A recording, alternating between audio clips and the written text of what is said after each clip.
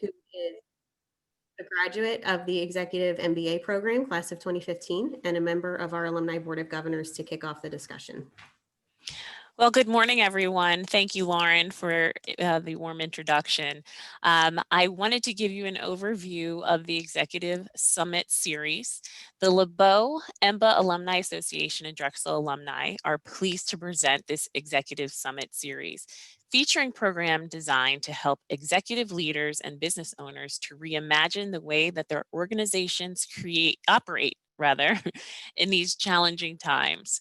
The unique blend of ideas, vision, and inspiration from global thought leaders will help experienced professionals so that they can emerge stronger from today's greatest challenges and make an impact on individual relationships and pressing societal issues. In 2020, COVID appeared suddenly to disrupt every facet of work and life.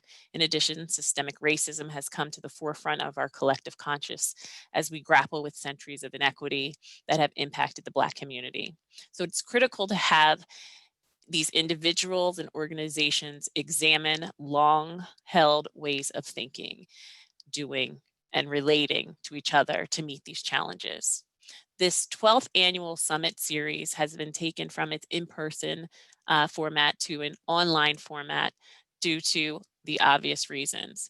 We decided to rethink the way that we were going to present this program and have decided to offer programming once a month.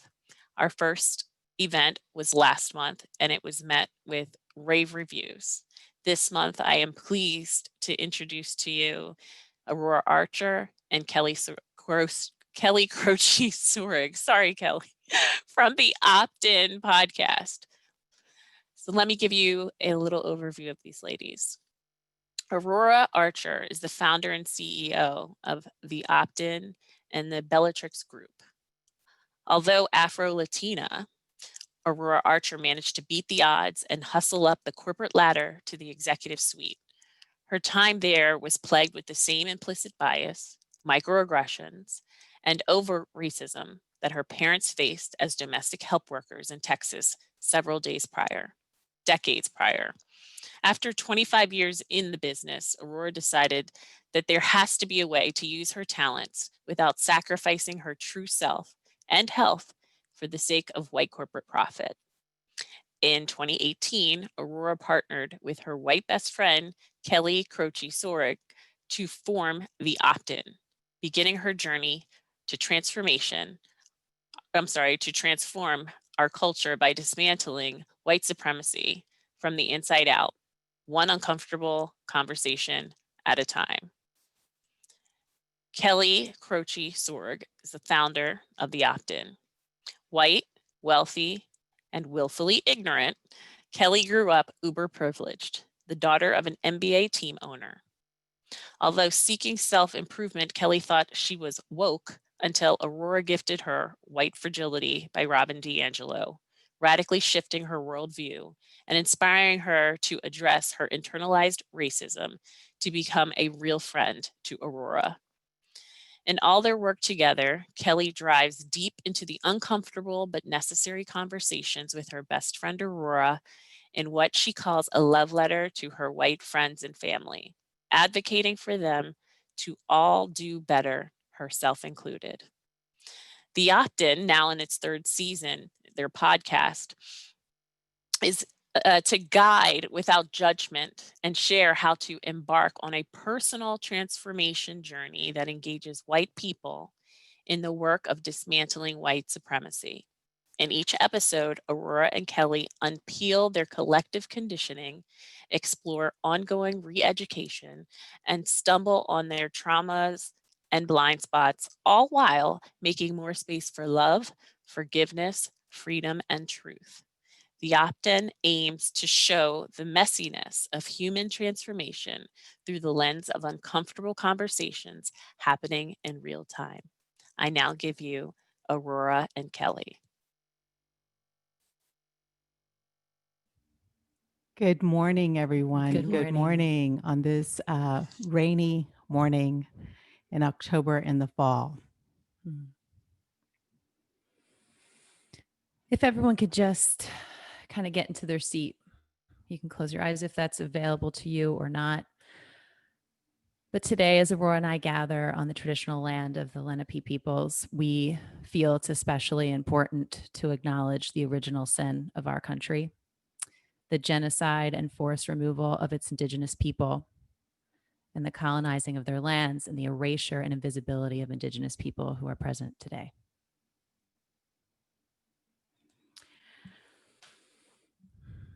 As Kelly asked you to scooch into your chairs, I'm going to ask you to keep your eyes closed if that's comfortable for you, as I ask you to take the 3 deepest breaths that you've taken thus far this morning.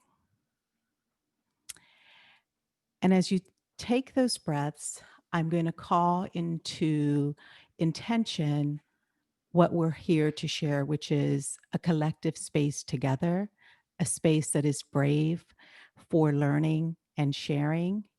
And it's one that we ask you to bring an open heart and an open mind to open yourself to listening for understanding. We offer an invitation to explore and look at the different patterns that Kelly and I will share through our stories and the steps we've taken in our personal transformation journeys. We invite you to stay curious. And as one of our core mantras, we also invite you to suspend all judgment and blame of the stories or even the characters that we may share with you. But most importantly, this morning, we ask you to suspend judgment of anything that you might be thinking or feeling, and as well as inviting you to just notice. Notice as we share our stories, notice as we offer some frameworks of transformation, if there's any discomfort that comes up for you. Does your breath become shallow? Does your heart race a little bit? Do you wander off and question, what was that all about? Because we offer that today as we create this container and this space for learning, that the deepest level of learning comes when we are in that place of discomfort. And, this morning, to be fully transparent and honest, I had a lot of discomfort about being here. I think the events of the last 72 hours, 48 hours, I've even lost track, are heartbreaking. And I come because more so than any other day in our city, it is critical. It is critical that we each step into a space of discomfort and a space of learning to understand, what have we been conditioned to? What have we chosen to live our lives from a place of values or ideals or models that may not be conscious to us right now? And in that unconsciousness, they wage such a level of harm and pain to people that look like me, that look like members of my family, and that look like members of my community. And so today, as we gather in this space, I invite you to please lean into the discomfort, because it's in that space of discomfort that we hope that your greatest level of connecting dots, of seeing patterns, of waking up to unconsciousness, waking up to biases in yourselves, in your families, and in the business and organizational environments that you traverse. We need you. We need you to stay in this discomfort so that we can all evolve, we can grow, and we can make this a better place for all of us.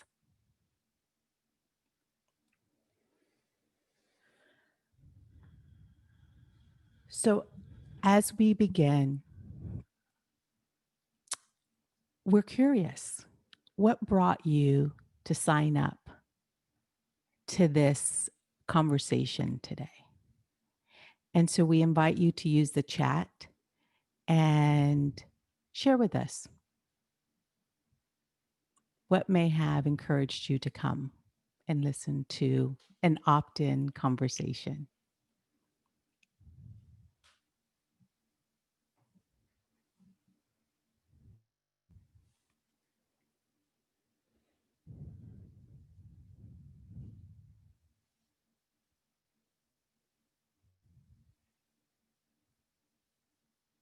It may have been as simple as curiosity, Mhm. the desire to have deeper conversations about racism with white counterparts. Understanding my own unconscious bias. Carla invited me to practice using my voice. Love your podcast. So much to learn from you too. Always excited to hear my old friend and colleague Aurora speak to gain better understanding of my personal privilege and how to speak more clearly. These conversations are important, and I'm creating space to encourage healing dialogue, to learn and not be as ignorant as I might not even realize I was. Thank you. Thank you all for sharing. And as you can hear from my voice, it's a raw day today. It's a raw day for all the mamas. My heart breaks for all the Black and brown mamas that wake up to a constant barrage of pain. And, as Kelly and I talked about this, I think of Walter's mother, and I think of her having to stand there and watch her child be murdered and be killed as she pled for help. And so why is it? What is this, the two worlds that we are living in? Because as white mamas, it's not anything that ever remotely would cross your mind. Yet there's not a single one of us that is brown and Black that doesn't go to bed with bags under our eyes until our kids make it home safely, our loved ones make it home safely. And there isn't an angst and a worry that we don't wake up to every morning when we see them walk out of the safety of our home. And so today, I'll share with you my journey. I am the product of Hugh S. Archer Jr., an African-American Texas cowboy and cook. My mother, Patricia Games, is a Mexican immigrant and housekeeper. I had the incredible privilege to grow up socioeconomically poor, come from extremely humble beginnings. Both of my parents were domestics. And I grew up between worlds. I grew up between a world where I spent my summers in Mexico, in Monterrey, Mexico, with my abuelita and my 35 plus cousins, dancing to the tunes of Lupita D'Alessio, Jose Jose, watching my abuelita cook the most amazing, beautiful food in her cazuelas. And I spent my summers there, which I thought was fabulous, not knowing that the reason I was shipped to Mexico is that because as domestics, my parents couldn't afford summer childcare or camp. I would spend also my weekends and Sundays enjoying the fruits and gospels and hymns and magic that was my grandmother's home, my paternal grandmother. There, I spent my Sundays mapping out dance routines to the latest R&B hits of Kool and the Gang and Michael Jackson and his brothers. And those moves, I still hang out with those moves today. And so it was an incredible journey because I got to traverse two different worlds culturally. And then I would also spend time after school getting on the Via Via bus, which was our public transportation in San Antonio, Texas, and helping my parents look after and clean some of the wealthiest homes in the suburbs of San Antonio. And I got to see the distinction of what I thought was my neighborhood, where we were all sort of butted up against each other, living in a very close communal way, where it was loud and it was fun and we all cackled and everybody knew everybody's name and we all kind of knew everybody's business too. But when I got on that Via Via bus, I would go into these neighborhoods with sprawling lawns and houses that were really set back from the street, and environments that, to be honest, as a child, felt sterile, and that I actually was being hired to make even more sterile. They certainly were very, very quiet. And the conversations that happened over the bridge table as the neighborhood white women gathered to play bridge or cards was so different than the cackling and the jokes and the humor and the love and the crying that went on at the domino table or the loteria table in my family and neighborhood. And while I noticed these differences and I could see the differences between these worlds, I also saw similarities. One of the people that my parents worked for was a matriarch. She ruled that roost hard. And she was also a raging alcoholic. And I got to see a human being, and I got to see the pain, the dysfunction, the harm that she not only created for herself, but that she created for her family and any of us that were around her. And I noticed that she was actually not that different than the wino that lived at the corner of our block, who also created a level of dysfunction and pain, having come back from the war with a broken heart that became even more broken when he lost his beloved son to violence. And I noticed that pain and that dysfunction felt very similar to me. But what was clearly different was the number of zeros in their bank account. And so this ability that I had to watch and observe people made me quite good at what I chose to do when I joined corporate America. It made me a keen observer of people and thus a pretty damn great marketing strategist. So I spent 25 years traversing and scaling some of the most amazing and incredible companies around the globe. I got to work in 4 distinct industries. I got to work in 5 different continents. I got to live and work in 5 different continents. I got to lead marketing strategies for some of the most amazing and incredible brands that we all either have in our personal homes or actually interact with. And I got to do that at both a regional and a global level. And I was really good at it. I actually excelled.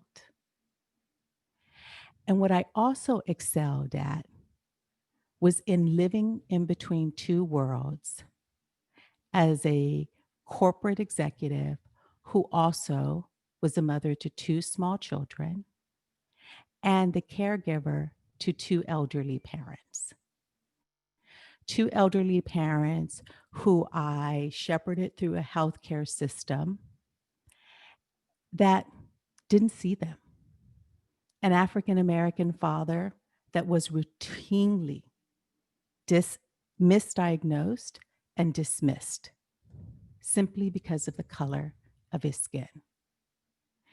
And a Mexican mother who spoke broken Spanish, who was never actually given the time by her physician when she went in for her appointments because he needed to get on to the next thing. And his ability to break through her broken English was just too much in that moment for him to offer and give. So I watched the in-betweenness of those worlds. And I watched the in-betweenness of juggling that as an executive when most of my colleagues had no idea that that was what I was juggling. Because had they known, the juggle that I was already contorting myself in corporate America, in pressing my hair, because I had been given way too much feedback over the course of my career, that actually wearing my hair natural and curly was unprofessional, not leadership-like. And in some meetings, I was told it was distracting. Or the way in which the things that I believed to be true to me and how I led were deemed not the norm, not the way it should be done. My need to work and manage my teams from a place of mutuality and collaboration was deemed that I was weak, that I wasn't a strong leader. My need for wanting for all the voices on my team to be heard was deemed that I was undecisive. And so 20 years of receiving performance reviews that quite frankly never had anything to do with my performance. Because despite all of this feedback, I always had teams that not only delivered on the performance and the KPI goals, they actually overachieved them. But somehow I was still falling short of some norm that was actually defined by the white male dominant norm that existed in every single culture that I worked and scaled in corporate America. And so there came a time where the feedback that I was receiving in these 2 worlds that I traversed crushed me, and I literally lost myself to myself because I could not reconcile what I knew to be true about who I was, who I wanted to be as a leader, and how that was so dramatically different than what was being articulated as the norm, and the way that it had to be, and the way that it should be, and the way that in essence I was being measured. And so, to be frank, it took me many years. It took me a lot of therapy, and it took me the incredible love of my family and my beautiful colleagues, several of which are on the line today, to find myself and return to who I knew myself to be true, which is, yes, I am my parents' daughter.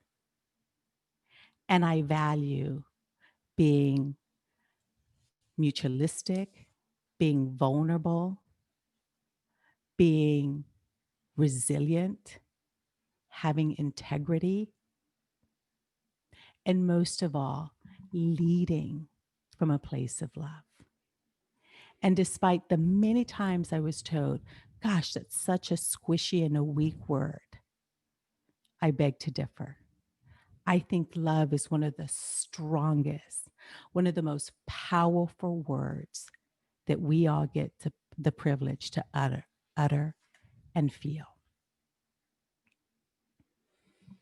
Thank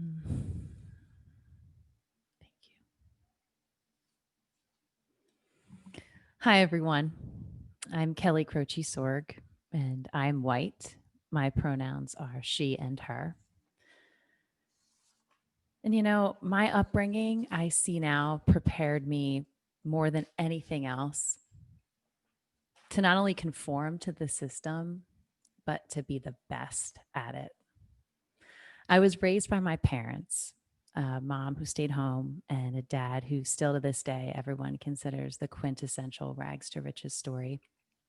Scrappy white kid from North Philly, turned successful entrepreneur, turned MBA owner. He was a super charismatic leader. He is a super charismatic leader. He's so ruggedly individual. And we love to hold up that guy, that one in a million, and say, that's who we want to be. Not understanding all the ways the system pulls for that. And I was raised in this culture of competitiveness, always striving to be number one. My dad was remarkable, figuring out how this culture worked and how to do it better than any other person, raising my brother and I to know how to maneuver through it better than anyone sooner.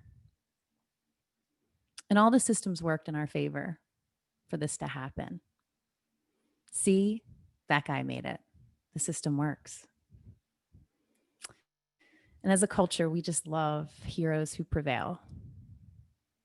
And my access to that privilege allowed me to work in entrepreneurial businesses, stay at home to raise my kids.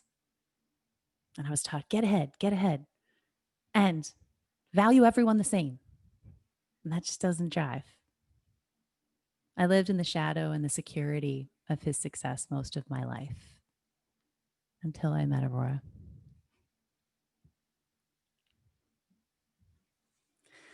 I was friends with her for a decade, but we got close 3 years ago. She gifted me a book, and it was a major wake-up call to my own narcissistic behavior. She was fed up. I didn't know it at the time because she had no fear of conflict. She gave me the book, and frankly, I think she knew it was going to be a come to Jesus kind of moment if I had read it. And I did. Oh, I forgot my family slide. Sorry. I read White Fragility, and I'm sorry. My world just flipped upside down. I actually couldn't believe Aurora wanted to be friends with me, to be honest. She was amazing to me because she wasn't adhering to any sort of binary thinking around this. She knew all of these things about me and could still love me. And meanwhile, I'm like spinning. My objectivity's rocked. Everything I thought was not. And it was one of those matrix moments. Like history was a lie. Stolen land, stolen people, under the guise of God sent you.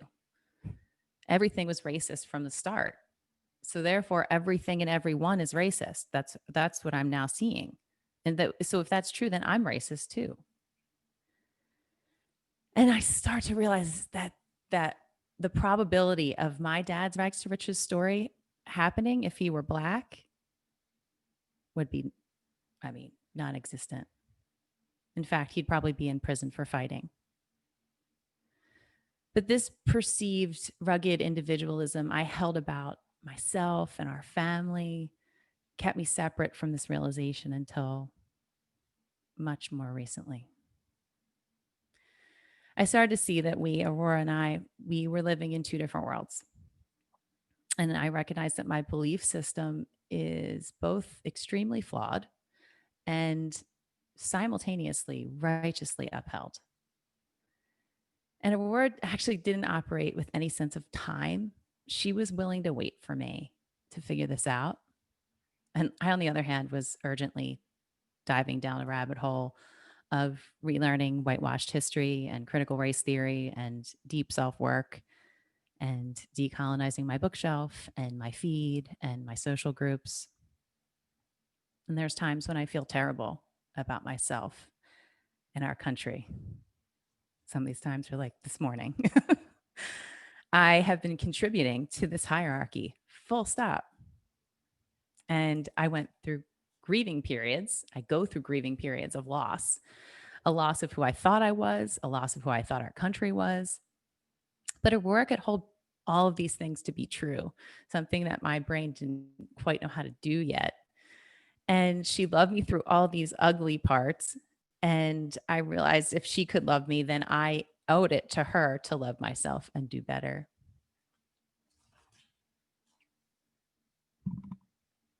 So there's infinite instances where my upbringing of white-centered culture is baked into my operating software.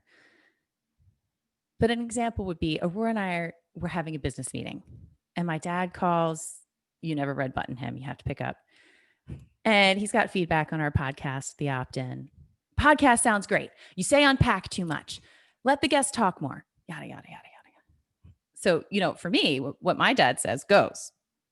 He has the power in my life and therefore all the answers. I always did what he said without question, assuming he knew best. And this idea of paternalism, the belief that someone's decisions are worth more than others, was not in Aurora's belief system. So in the moment, I automatically and immediately relay the feedback to Aurora. She's kind of reserved. She's not saying anything. I'm confused. I don't know why she's not responding. And then she starts to tease apart for me. Like, what if this feedback was actually ours? What if this feedback was his conditioning? She had been accustomed to white women doing exactly what white men said. And here I thought I was different, an individual. My eyes were being opened to a different way of thinking, a way that was potentially less harmful for her and for people who look like her, and even for me. Early in our partnership, I would interrupt Aurora all the time. I would interrupt everyone, actually. And I thought I was passionate and engaging. And then while doing this work, I learned that interrupting Aurora was racist. And I first had to act myself into right thinking. So I understood there was a power dynamic and that me as a white person interrupting her was racist. Okay. Because of history of oppression, extractive and transactional culture, norms. Okay.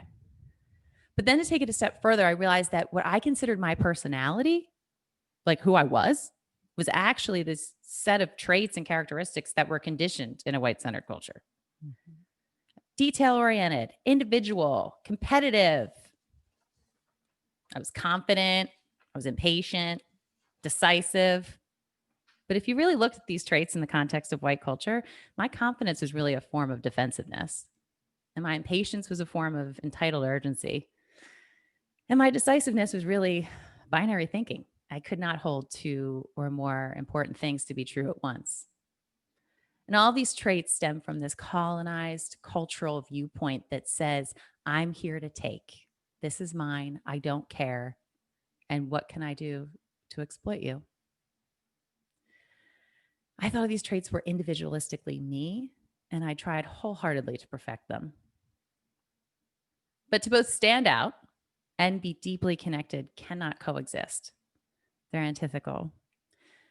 So when I'm defensive and I'm urgent, I'm either or thinking, it's socially acceptable.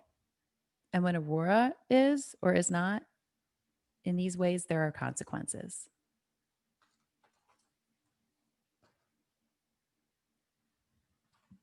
So obviously, if you haven't figured it out, Aurora's friendship has changed my life every day.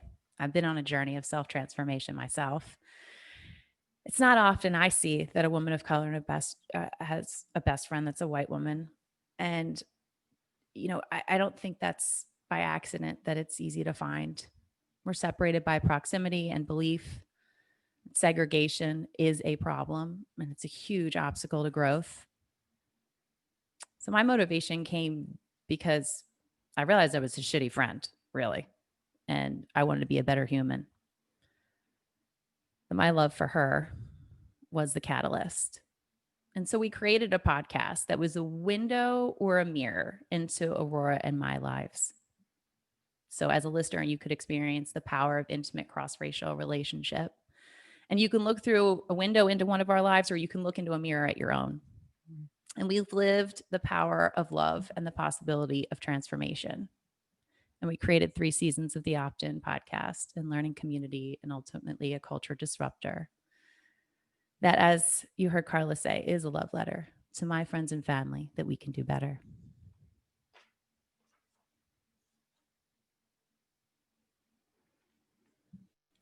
And so when Kelly and I share our stories,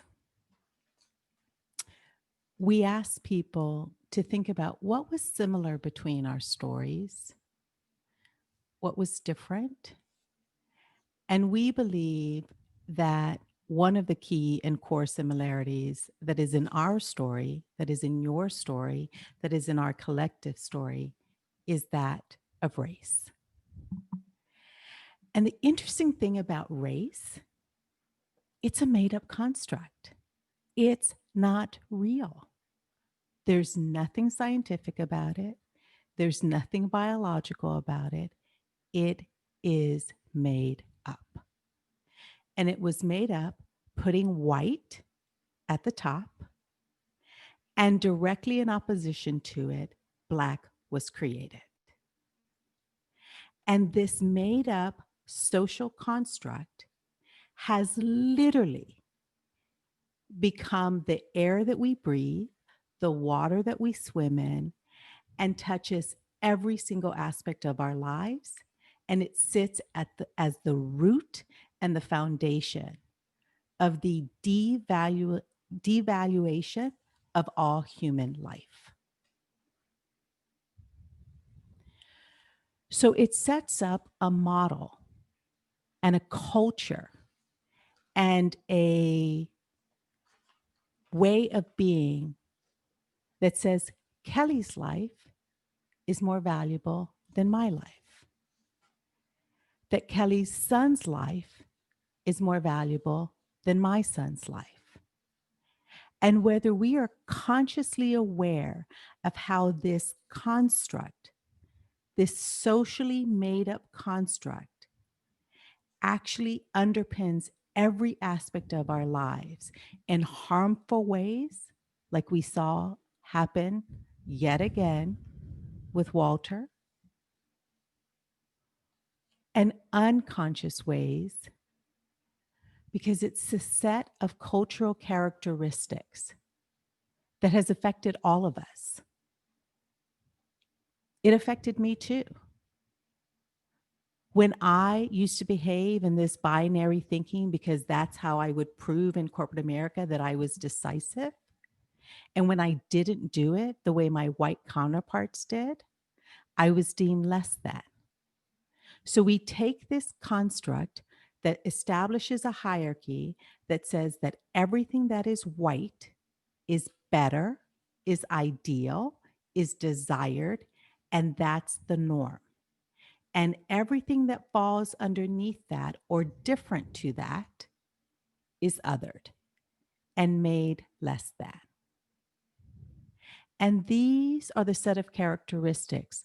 I'll give you a second to sort of look at them. The sense of urgency, perfectionism, a scarcity mindset, a model of competitiveness, a model that says only I get to win, a model that says paternalistically someone else is in power and someone decides, especially if they're white, male, cisgendered, and able-bodied. That bigger, more is better versus how much do you actually need? The inability to sit with conflict or discomfort. Or in addition to that, the right to comfort. Mm-hmm. You know, I can't tell you how many times I sat in meetings where the minute that the alpha white male executive in the room started to be uncomfortable about whatever it was, whether it was the agenda or the time schedule or what someone had said, I would see it. I would see how everyone in the room would start to contort themselves to make this person comfortable. And I could see it because I had observed it and watched it my entire life. It is what my parents did and were paid to do as domestics, in keeping the white people in that home feeling comfortable. And so these behaviors get inculcated into us, and we move and traverse into them in all aspects of our lives in adulthood. So you heard me sort of parse out a lot of these characteristics in my own story. Are there any, when you look at this list, are there any norms that you identify with yourself? And if so, just stick it in the chat, because if I didn't mention it in my story, it doesn't mean that was only 3 tiny little stories. I've done all of these things. I lived by this my whole life. But we'd love to hear from you. Perfectionism. Perfecting all of them. Competitiveness. Right to comfort. Totally.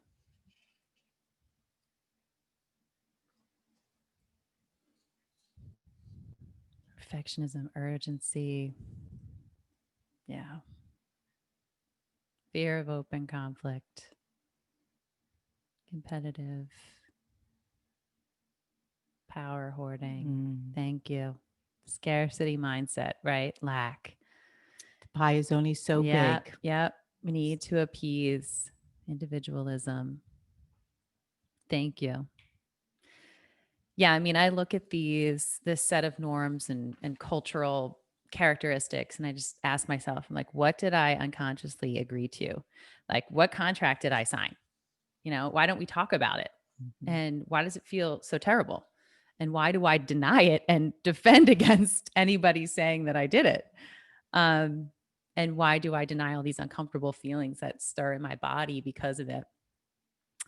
Because once these invisible agreements and false ideals can become conscious, then I'm able to look at them in myself and deconstruct them within myself, because what I've been unconscious to has been silently governing me.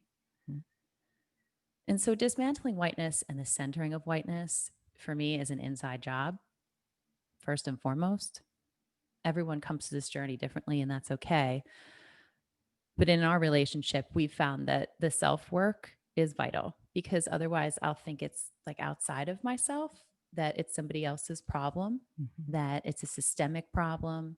But really it starts out with me, and it ripples out to my family and my vocation and my society. I told you, I was born thinking that equality was normal. Inequality was normal. My dad was the boss and my mom supported him. It was unequal. And this is how we also forged emotional connection with each other. So you can see how dangerously tethered that is. And understand that I understand it's very flawed, and it's also extremely common amongst my friends and family and people that I know. Because I would have said 3 years ago, like, there's so much inequality in our country, I never realized it. But what I know is that I thought I was okay with inequality. Clearly, it was normal for me. And now that I see that, I see it's not okay. And it's taken deep work. I'll tell you, classes, recovery groups, communities of practice, et cetera. And though it's not easy, I feel freer. I've met amazing people on this journey. I've cried and laughed and loved harder than I ever have in my life. And I realized my selfish, narcissistic programming kept me from truly feeling and truly living. And my old way of being just no longer serves me. So I've had to personally transform. And frankly, a lot of us do. And that accountability has been laid at the feet of us, laid on our doorstep as white people. And so how do we do that? Or really, what does that mean? Mhm. What does self-transformation mean? What is that? And for us, for me, it was racial literacy, which that's what you see a lot. First and foremost, I'm sure. Reading all the books and listening to all the podcasts and relearning the whitewashed history and moving from this unconsciousness of my race to to then all the learning to then moving towards where you see racial identity here. It's like understanding who I am and how I operate in the world. I had to own my whiteness.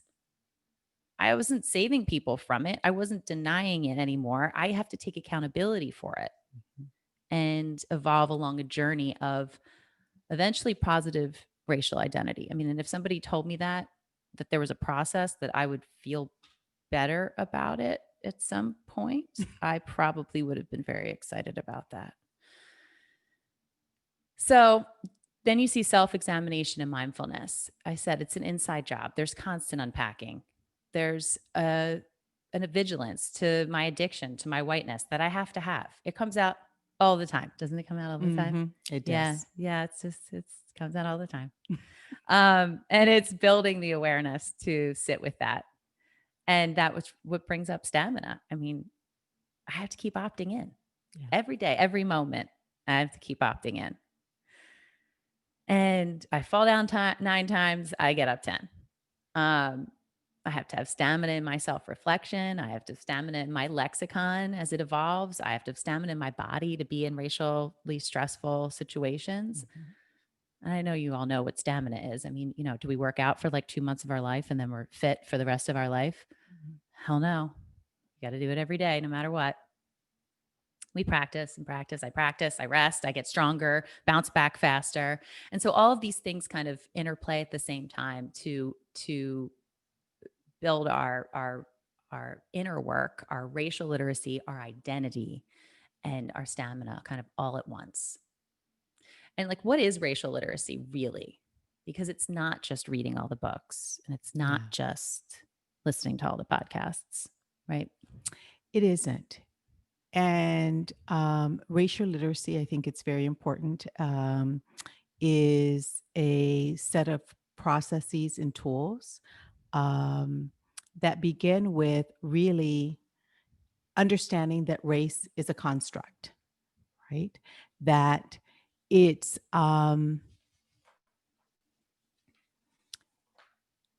made up, Socialized. it's Yeah. socialized, it's imbibed in everything that we do and Mhm. how we operate, and that it was created to and justified, as Kelly said at the beginning, with a religious order that said white bodies are more valuable and than Black bodies.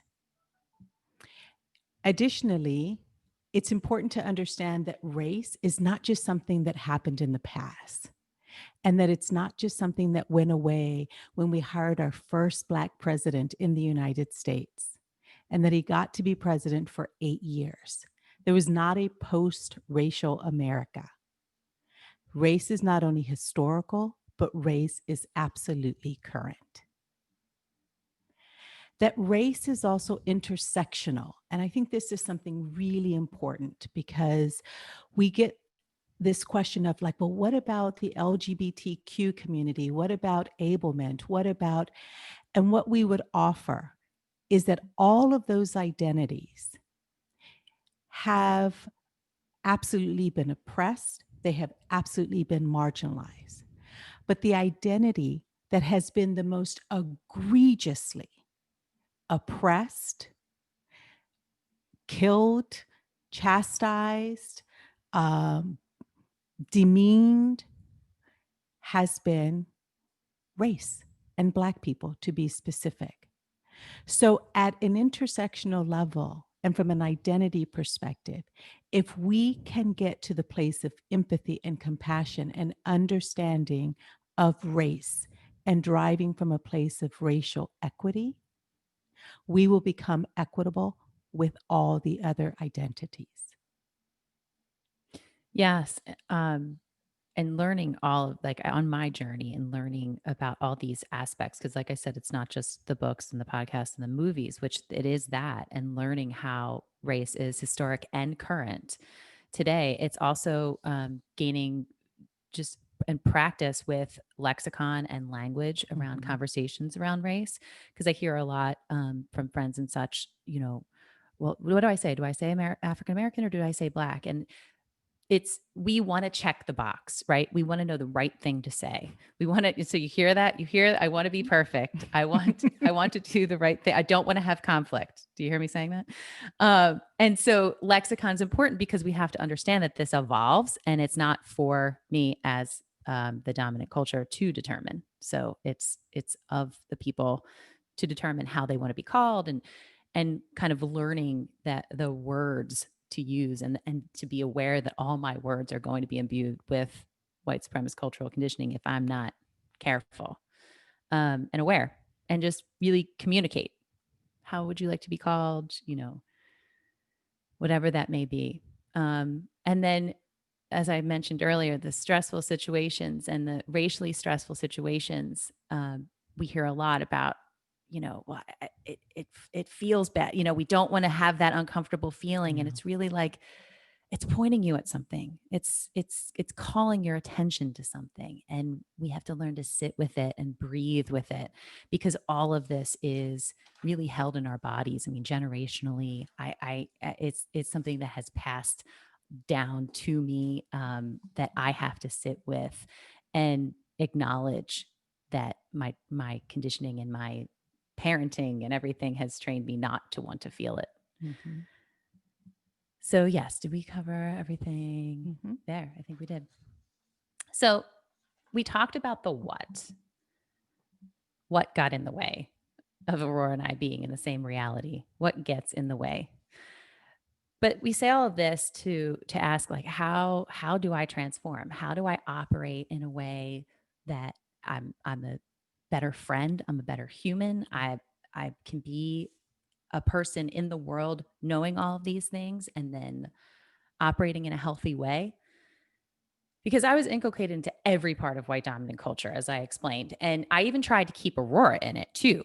And to be honest, 7 years ago, if she would have told me what I was doing then, it probably would have destroyed me. It probably would have destroyed our friendship.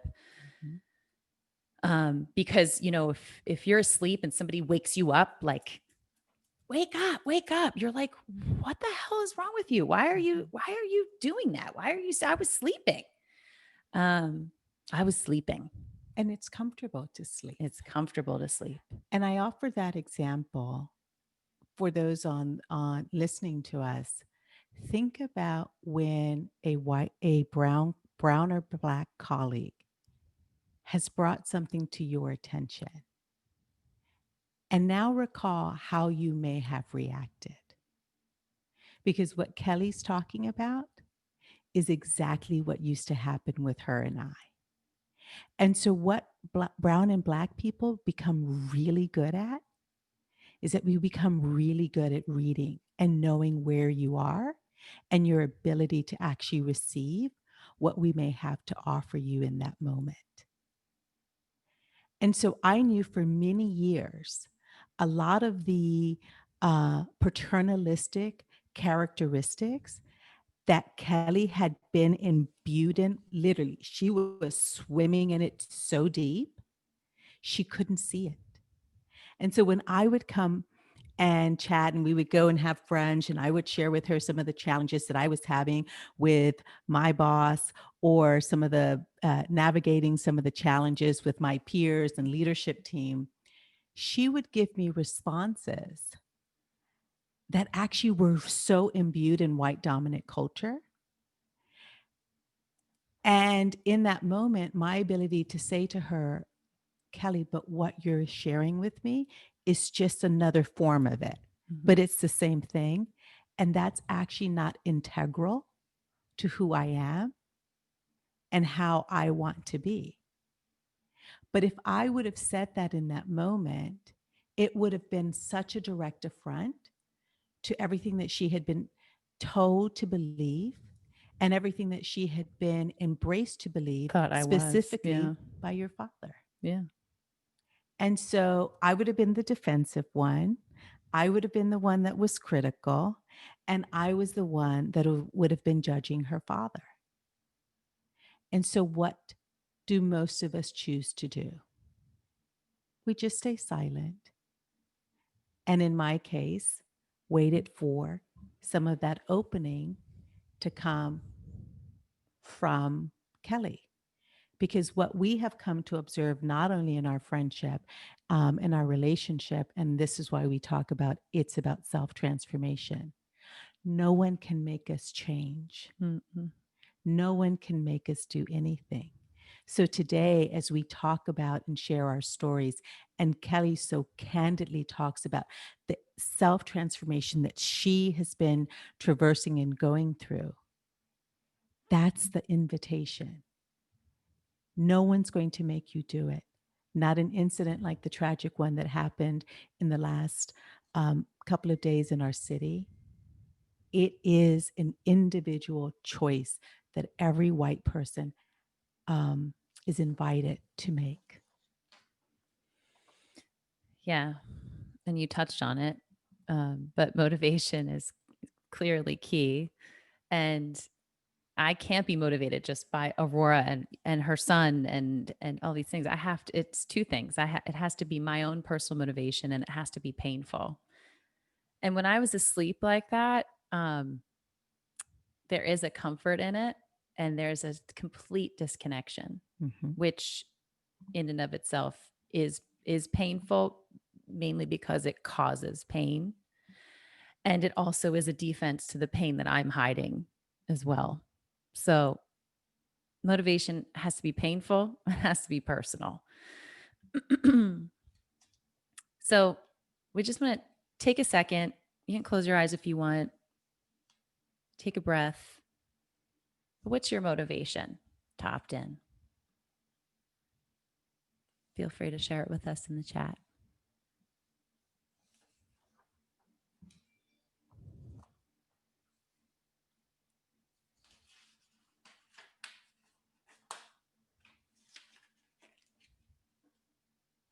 And if you don't know your motivation yet, this is a good place to start. Humanity, everyone thriving.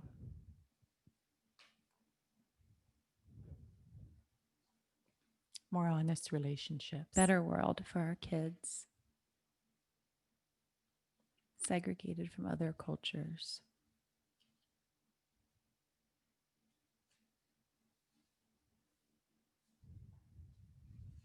How to become more comfortable being uncomfortable. Mhm. Thank Yeah. you. Thanks.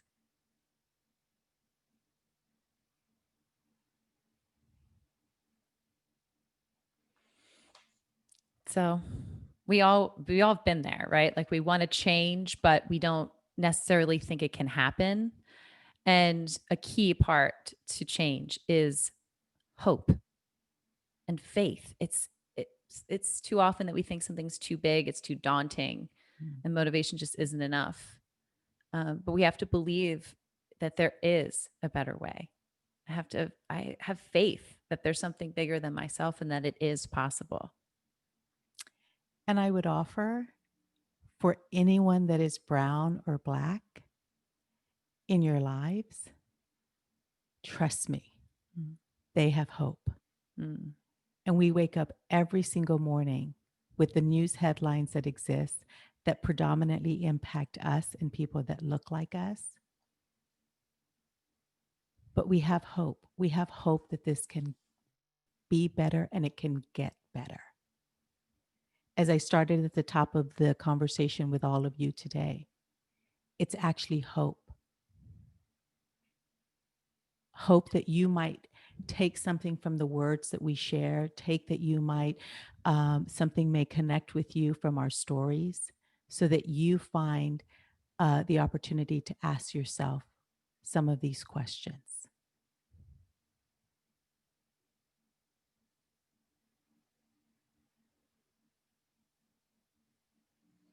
So we have to solve for the right problem, because most transformations fail because everyone isn't 100% clear and aligned on what the problem is that we're solving for. And all of you guys know this very well. Think about that business project that is like the moonshot or it's the new innovation in your organization, and you're on point as a leader to get that change to happen.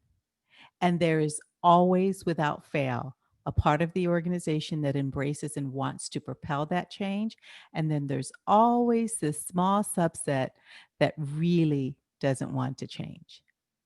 And so, really getting aligned on what is the problem that we're solving for is critical. Yeah, and it's whiteness. I mean, it's white cultural conditioning. The white is centered, it's desirable, it's better, it's supreme. Everything else is deviant and othered and less than. And there's a hierarchy of value with everything. So we have to solve for this problem. And then in order to do it, we went through a lot of racial literacy and racial identity and self-reflection. Is we have to have habits and structures to support us and help us every day. Every day, no matter what, is a habit, right? Mhm. So, when people say like, do the work, white people are like, let's do the work. Let's do the work. It's like, this is the work. We have to constantly improve our white racial literacy. We have to catch up on learning the real history and understanding the true building blocks of our country to see how we got here and not to repeat it and continue to replicate it. We have to constantly build stamina and opt in day after day. And we have to go deep in each and all of us. I had to look at myself. I have to self-reflect all the time and have some sort of mindfulness practice along with it. Because healthy habits and structures, they support our motivation and hope in solving for the right problem. Structures support our habits. Like if my habit is exercise, my structure is a gym. So my habit could be reading a book by a Black author every day, and the structure could be a book club. There's so many habits and structures. We have resources on our website as well. But the key is every day, no matter what. So if any of you right now have a habit or a structure that helps you in your day to day become more racially literate, we invite you to share it in the chat because we can learn a lot from each other.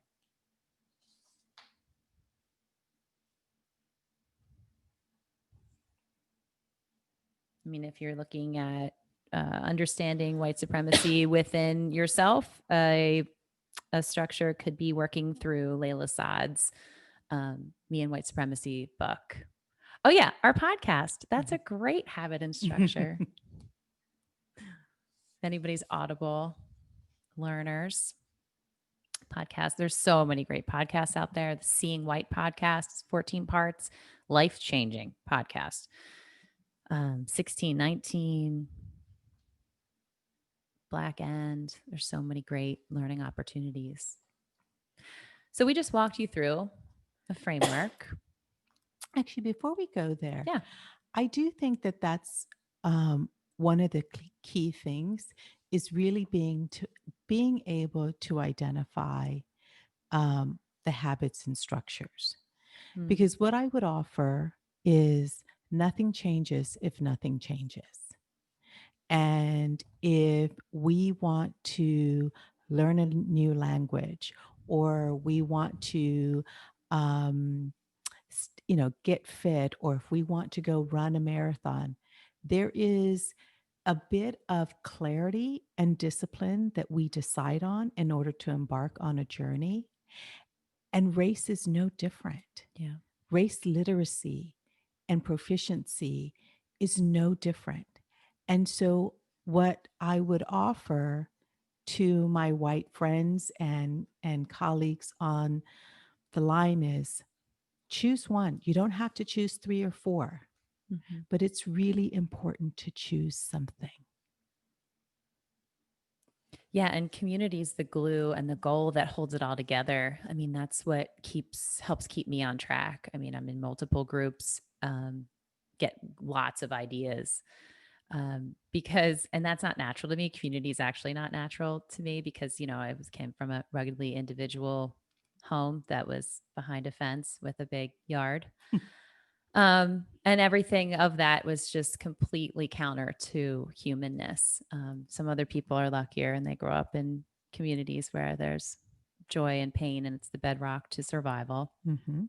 But together we've created the opt-in community, and there's many other communities. So we share ideas, we encourage each other, we ask questions.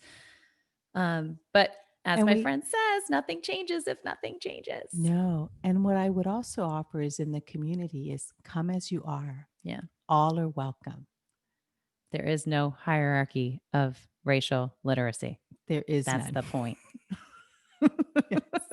I mean, catch up to speed quick, but it's not a race. It's a very long marathon. And it's a joyous one. I don't want to do it alone, to be honest. I mean, we individually didn't want to do it alone. That's why we're doing it together. So we invite you to join us. And whatever community means to you. It could be a couple of close friends, it could be colleagues, a pod at work. It's just important because when we lose our way, it holds us accountable. Yes. Yeah. So, but our humanity depends on it. Doing this work offers us the opportunity to be human and to connect with the center of ourselves, which bridge connection to others. And seeing our own humanity can help us see the humanity in others. So thank you for all opting in today. We do. We thank you. We thank you for carving out time this morning, for sitting in this conversation, for opening your hearts and minds, and taking this invitation for a conversation, for stories that we hope you'll take with you as you traverse the rest of your day. We invite you to download, listen to the Opt-in podcast. Follow us at theoptin.com. And also, if you or your organization is looking to truly have a conversation around transforming our cultures, please get in touch with us as well. We love doing this work with organizations, bringing the plethora and the experience of over 25 years in corporate America and combining that with a significantly different approach that names the problem, which is the dismantling of white dominant culture that is pervasive in all of our organizations, whether we're conscious to it or not. That's right. So thank you. We really enjoy being here, and we are happy and open to any questions, etc. You want to put them in the chat? That's great. We're here to have a conversation.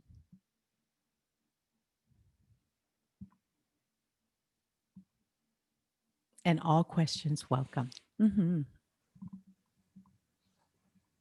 Thank you, Aurora and Kelly. And so, as was mentioned, if you want to put questions in the chat, or if you want to raise your hand and we can call on you and unmute your microphone, that works too.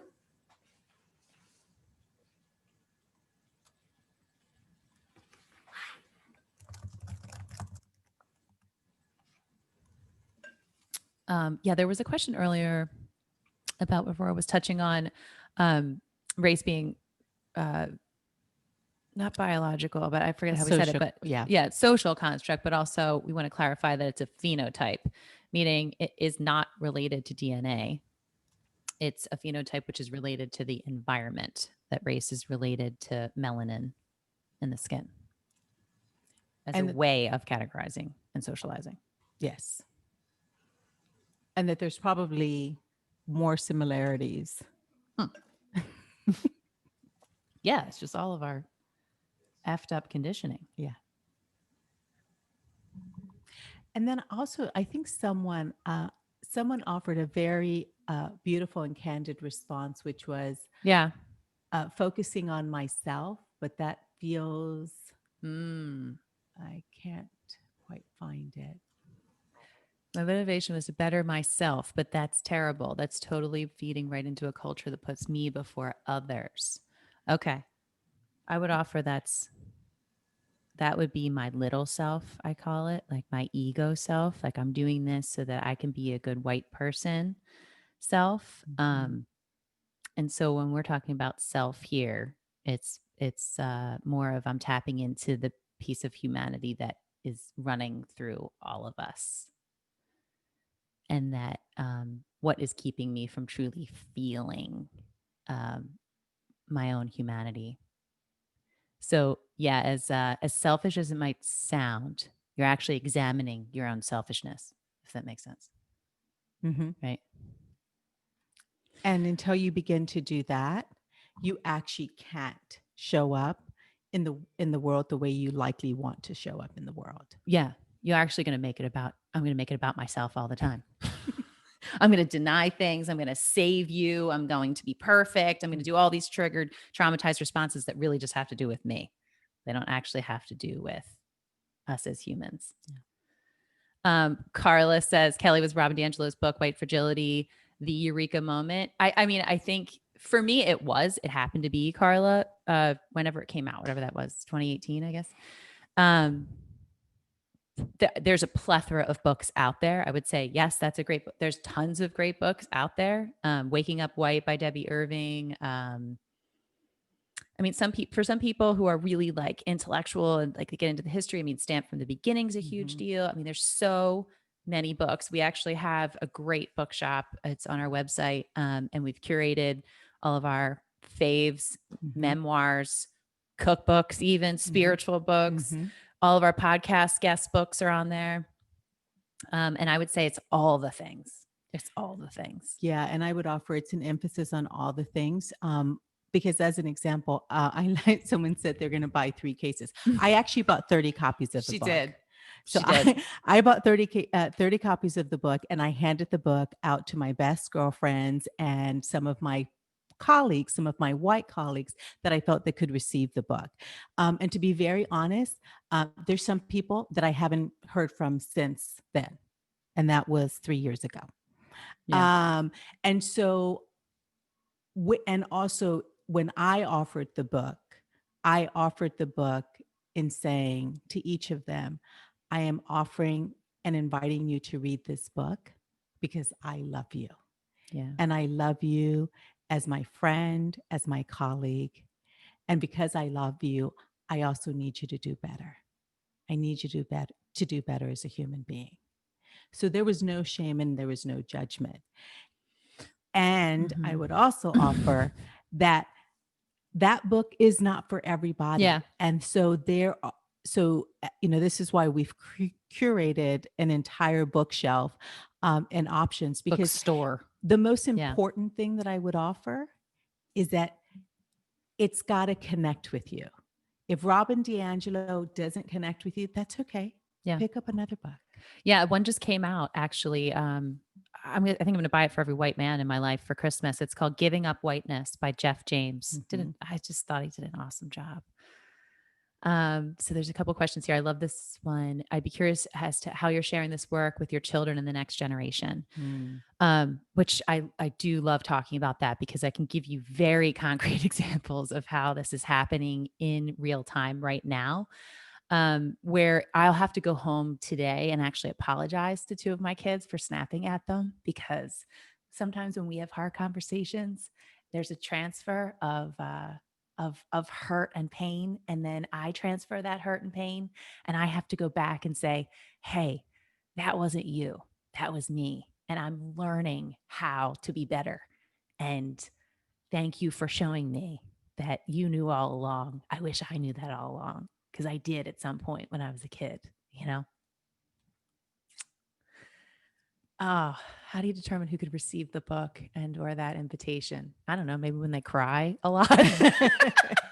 Christmas is coming. No, I want to let you touch on. I clearly I got it wrong on some cases, right? So I made an assumption based on folks that I was close to, based to folks who I had these conversations or tried to have these conversations with. And there was a part of me that felt that they would be able to receive it. And, in the case of Kelly, literally, I gave her that book. She read that book in 24 hours because we saw each other that weekend at yoga class. And you came up to me, you're like, oh shit. Oh my God. Oh shit. It's like, don't say anything. This is my job. I'll do better. And so, yeah, to answer both Paul and probably Erwin's questions simultaneously, like I gave you some of my background. Transformation was always good in my life. My dad was a PT, so he was always trying to get people better, faster. And my dad has changed a PT lot. meaning physical Physical therapist. therapist, yes. And my dad has changed a lot in the last 5 years of becoming much more mindful, extremely mindful, where he wants to cause less harm to anybody around him. And he's flat out said, like, I was such an asshole. I'm so sorry. Um, and yet there's still this part of his self-examination that he doesn't really go there in his past or his parents or his upbringing, that he just tries to come to the present moment at all times, which has helped us immensely. I never thought we would get where we are in our lifetime, in one lifetime. So I'm very grateful. And he has given me the freedom to just explore and transform, and there's no excuse. I can't blame it on his narcissism anymore. It's my problem. So one of the questions is, what's been your current interaction with corporate America? So I actually still interact with corporate America because, as Kelly and I talked about, we help corporations and organizations engage in this level of change. I would offer, we're not for everybody. Um, I always say, we have very candid and honest conversations with CEOs and the executive leadership team. Because if we're not willing to name the problem, and the problem being, and the opportunity that we have to evolve, which is white dominant culture, then we're just going to be addressing the symptoms, which says, I'm going to go and hire more Black people. I'm going to go recruit at HBCUs, Unconscious bias. and I'm going to do unconscious bias, and then check. We're now a diverse work culture, and that's not actually true. Because as much as you may have changed the performance appraisal form, as much as you may have changed the policy form, unless you're addressing a transformation at the organizational level, as well as addressing self-transformation of the individuals in your company, you're actually not going to create environments where we center humanity at work, which is an underpinning at its core that racial equity is who we are. And yes, Paul, absolutely. Are we using these principles to wake ourselves up to other marginalized groups of color, LGBTQ, people with disabilities? Yes, neurotypical, atypical, cis, hetero, everything, all of the things. Yes, because if we can solve for race, we can solve for all of those things. And we do in other conversations, we talk about how each level and each layer of those intersections create more oppression for that person. Mm-hmm. And the more intersection that an individual has of those identities creates just, we have this conversation. I literally was on the phone this morning with a great friend, and I sit on the board of his organization, commercial organization, and he's white, but he's gay. And so the conversation that we were having candidly is, this person can traverse corporate America as a white male and never have to let anyone know that they're gay. I don't get that option. Carla doesn't get that option. The minute we walk into the room, people know that people will see our color. They'll know that we're Black. They may or may not know that I'm Latina. They may or may not know that I come from a socioeconomic background that's less than theirs. And they'll likely know that I'm at least present female. Yeah, Sarah, trying to teach my 4-year-old white son about all of this. I'm struggling with the balance of what he will understand and what's too complicated. He points to random people on the street and asks, is that person racist? I would say yes. No, I'm just kidding. And don't know what to say. But yeah, I do my children are 14, 12, and 10. And so some of the interactions I've had with them has been oh, see what you're watching or see how you're acting. For instance, like my son was watching this show and it had like five white dudes talking about all these pranks they were doing. He just loves this show. And I'm like, do you see a problem with this? And he's like, I know, Mom, they're all white. I know, but I love this show. And I'm like, okay, but I need you to understand that they can go and do all these pranks and they're not arrested for it. And like, they're actually making a show about their entitled privileges that they didn't earn. And that's no bearing on anything except for that they're white guys, that they can do this. And so as a 4-year-old, there's definitely different interactions than that, but that's just an example of I was also going to point you to we have a guest, Tia Matheson, in our podcast who's amazing. She started the Philly Children's Movement and Philly Children's March, and she's got some great tools. Yes. One's called like a toy protest, and with all the kids' stuffed animals, they can set it up and they can make the signs, and the signs say peace or hope or no justice, no peace, and then so the framework's kind of instructing the kids as to like what they're writing on there, and then they're having a conversation with the parent or the caregiver, why are we writing hope on here? Or why are we writing no justice, no peace? And so there's an opportunity to get into a conversation of, just so you know, the history of this country and us on this land right now is extremely complex and complicated and has a lot of sadness built into it. And I think that's okay for kids I think they can hold that easier than we can, to be honest. Thank you, Paul. Appreciate that. Thanks, Paul. Yes, so definitely look up Tia. She is fabulous and the work that they're doing is fantastic. Yeah. What else? And feel free to unmute you because we'd love to hear any of your voices. Yeah, that would totally. be lovely.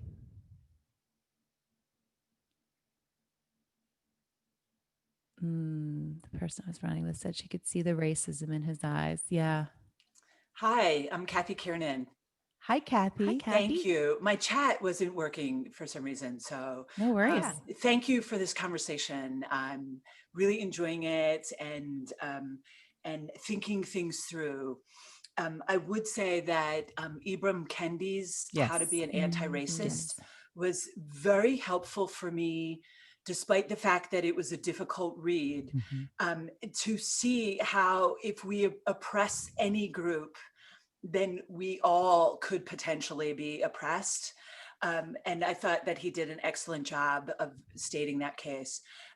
So I was with some colleagues that I used to work with last week, and I found out that these two women they completely deny that racism exists in today's world.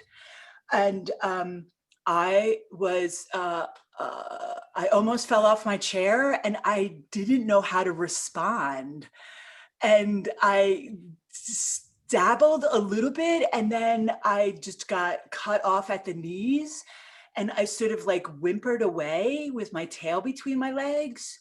And I'm curious as to what you might suggest, because I'm sure that that's not going to be the last time that happens.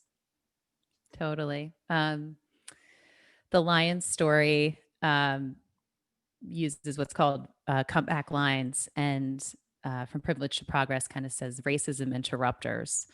And it's not, if racism doesn't exist, then what's causing all the inequality, right? Like what's causing all this inequity? And at that time, it might, it sounds like that person would not be ready to hear maybe a conversation about that. So sometimes I just say like, oof, like, ouch. Like for me, that doesn't sit well. Like, or can you tell me a little bit more about why you think that? Or I used to think everything was equal because I didn't really understand my racial story. I would just speak from my own example of like, I would throw myself under the bus first and just say, like, oof, yeah, I used to talk comfortably about race before I actually understood I had one, Yeah. And the one thing I would offer in addition to everything that Kelly said, is whenever I'm in those situations, I first check in with myself. Mm-hmm. So I think one of the first things, I think we're conditioned to just sort of react. Yeah.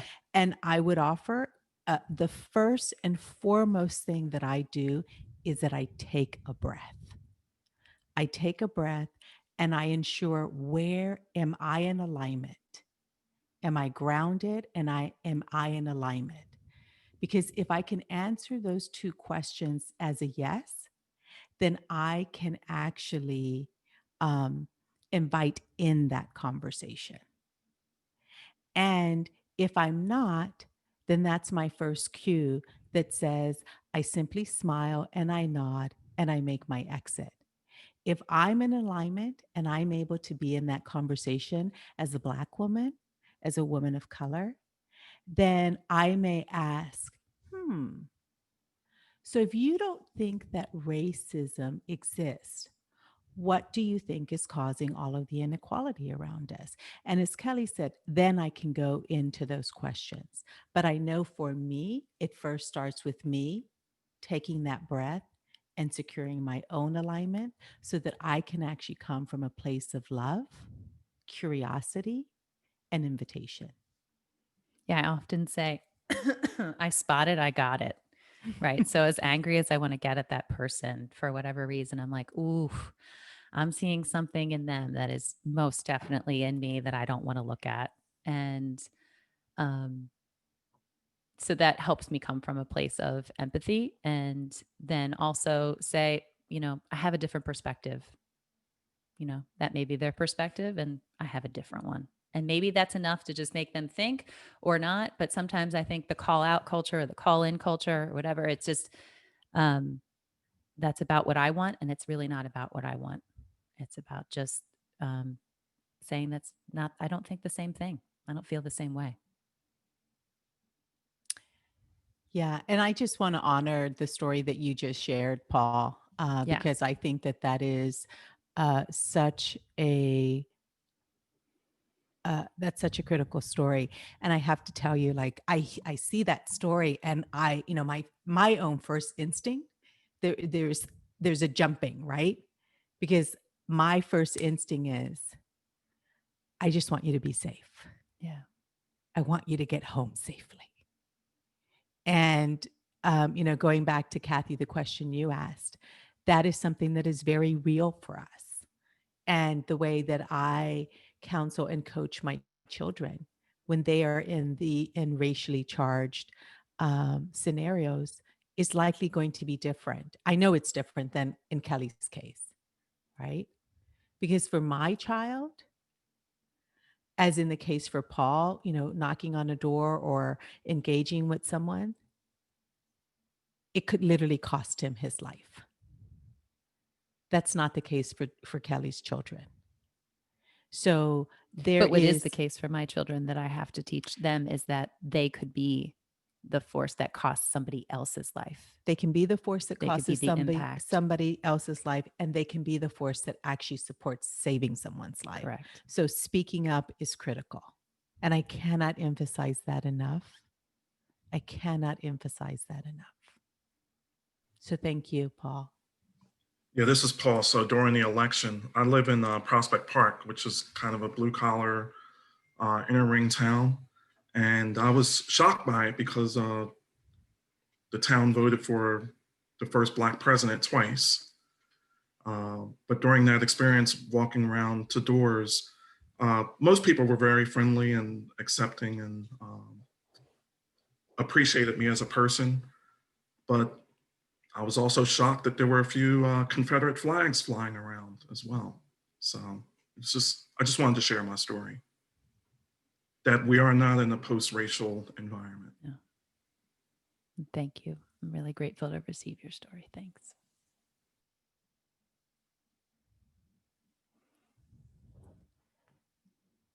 Thank you, Kate. Thank you, Kathy.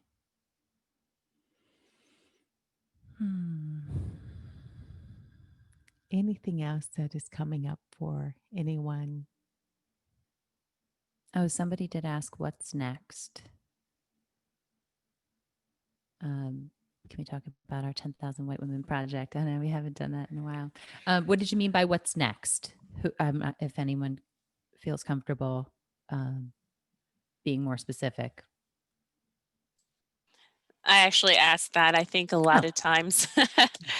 when we go through programs like this, the reinforcement aspect of it, Mhm. what's the next step personally outside of, I mean, definitely, like you said, building up your racial stamina and reading and interactions. I think there's a lot of introspection that goes with this. So a lot of times folks would like some direction, I guess, in where to go next. I mean, obviously download the opt-in podcast and subscribe, but what would you suggest?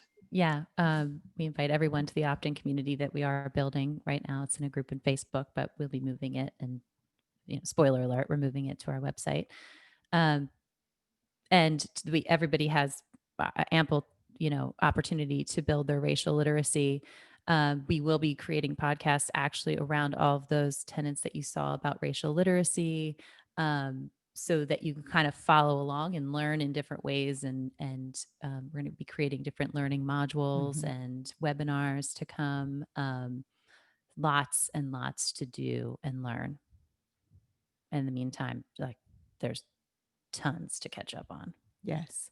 And I would offer, we always say that this isn't a sprint, it's Yeah. a marathon.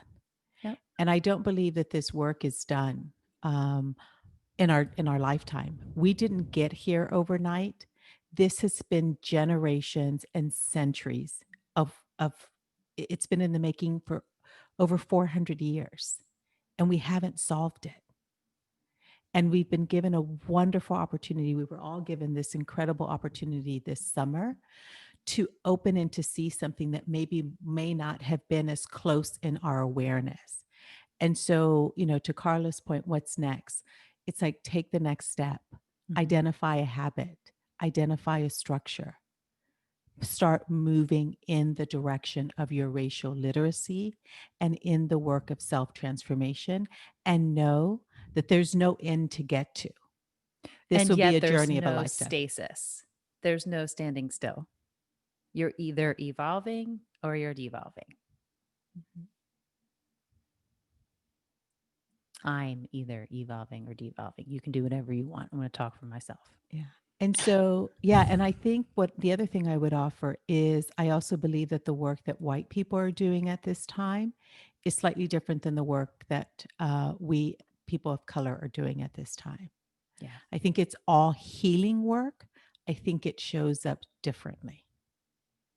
My job is to continue to stay, my focus is how do I continue to stay in a place of supporting my well-being, my care, the care for those that look like me when we're trying to change too much, get too much stuff done.